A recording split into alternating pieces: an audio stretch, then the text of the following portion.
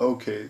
So in response to a new comment about atheism and science and abiogenesis and creation, I got a new commenter was that, what do you mean, besides these atheists on the internet, as I call them, internet atheists, going to video and video and video after video and pushing their beliefs on people, what about when you go to like R and Ra's channel? There's multiple of them that do this. Matt is another one. I can't remember his name, but they're not real respectful people. They'll go and criticize people at their churches. Like R and Ra went to see John Mark Reynolds at his Baptist seminary presentation, and I don't believe he was even invited. He just showed up. And for 2 days, criticize their religion using words like magic and things like that, to insult them. So, I mean, there's that. You look at R and Ra's channel, you'll see him finding random people on the street. You'll see him going to creation institutes and protesting, knocking doors, basically. And then he, of course, I didn't go to his videos. He came to mine, so he's knocking on my door, virtually on the internet. But let's go into his next comment. Why do you keep conflating evolution with abiogenesis? I believe he quoted 66 Rabid Monkey. And he says, in response to that quote, for the same reasons he conflates science with atheism. So to get that clear, I never did start out with conflating anything. R and Ra came to me and said, what would it take to prove creation and evolution wrong? What would it take to prove evolution right and creation wrong? And so he made that analogy. He made that conflation, as he's saying here, and as 66 Rabid Monkey has said. And as far as who is conflating science with atheism, now again, go to these internet atheist websites, these new waves of atheists that are, militant and, going out and evangelizing. You look at, R and Ra's video, any of them pretty much. I mean, take your pick. He's got hundreds of them. And pretty much all of them start out with, God sucks, religion is silly, and science is the reason for that. Or, science proves atheism. I mean, he conflates that. So if he hasn't seen that, I think it's, something he should look into. But let me just show you. Like, I go to this, I click on this, it's not there anymore. I've got links all throughout Oh, no. No, it is there. It just didn't show up immediately. So, let's see. Genesis. Oh yeah, I said, haha, I suspect you mean R and Ra because both of these attributes belong to him. I said, now are you here to push your beliefs? Well, come on then, let's hear it. And I'll see if it's still here. Maybe this is the one that was deleted. All right. Oh no, it's still there. Okay.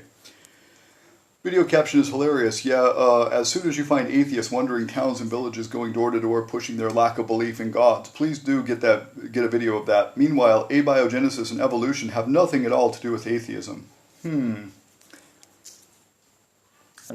Okay, here we go.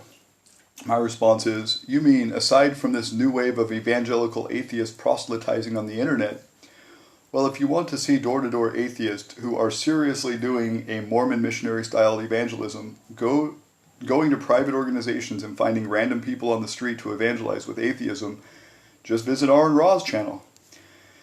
Or for some mild amusement, check this out. So this is the door-to-door atheist, and I can't do the whole video. It'll take up, I think it's 10 minutes long, so I'll just put a link in the bottom. But aside from R and Ra and a lot of these, fanatical religious nuts, look at this. This is kind of a gag, but check it out. Look, I'm tolerant. I'm the Mahatma freaking Gandhi of tolerance. I don't mind what you do, what you believe, how you dress, or who you bang. To paraphrase Salt and Pepper, if you want to take a guy home with you tonight, it's none of my business. If you want to be a freak and sell it on the weekend, it's none of my business. I just don't care. I don't mind who you worship. I don't mind where you do it. I don't care if you think Christ is a Messiah. I don't care if you think Christ is the Antichrist. I don't care if you think you're the Messiah. I don't mind if you put on an orange robe, shave your head, and join a friggin' suicide cult. Care factor, 0. It doesn't worry me. Do whatever you want to do. Just don't knock on my door before midday on Saturday. Don't do it. I'm looking at you, Mormons. Now listen up, Mormons. A lot of people would say you're freaks, that you wear special underpants and worship some guy with magic glasses, that you're not proper Christians, that in fact you're a cult and your theology compares unfavourably to the Raelians, the Branch Davidians and Harry Potter and the Philosopher's Stone. But not me. I think you're fine. You definitely don't make less sense than the Catholics, Muslims and Buddhists. However, the Catholics don't come round bashing on my door on Saturday morning. The Muslims and the Buddhists don't come round bashing on my door on Saturday morning. Even the Salvation Army, who rock up with their trumpets, bassoons, tubas and tambourine ensemble, making more noise than Iron Maiden, have the common decency to wait until after lunch. But that's not for you Mormons, is it?